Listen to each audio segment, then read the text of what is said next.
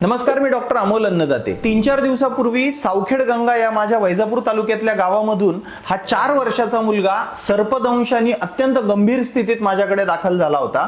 Russell's viper हा अत्यंत विषारी साप, ज्याच्यामुळे चावल्या 1-1.5 तासामध्ये ज्याच्यामुळे मृत्यू होतो असा साप सर्पदंश त्याला झाला होता।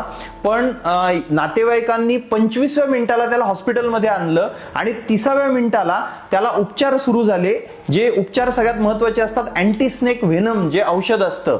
तर हा मुलगा वाचण्याचं सगळ्यात मोठं कारण तर नातेवाईकांचंही कौतुक आहे की 30व्या मिनिटात ते हॉस्पिटलला आले। अनेक शेतकऱ्यांच्या लहान मुलांचा शेतामध्ये इतरत्र सर्पदंशामुळे मृत्यू होत असतो।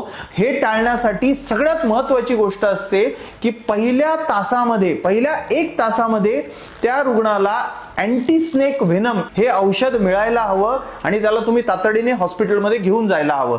आणि मी तर असं म्हणेल की तुमच्या ग्रामपंचायत कार्यालयामध्ये तुम्ही ग्रामपंचायत किंवा सगळं गाव मिळून लोकवर्गणीतून एक 20 व्हायल्स तुम्ही ASVच्या तुमच्या कार्यालयामध्ये ठेवा आणि कोणालाही सर्पदंश झाला तर त्या 20 व्हायल्स घेऊनच तुम्ही डॉक्टरकडे जाऊ शकता।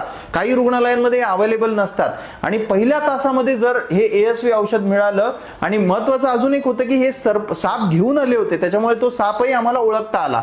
तर हे औषध प्रत्येक सर्पदंशाच्या रुग्णाला मिळणं महत्त्वाचं आहे।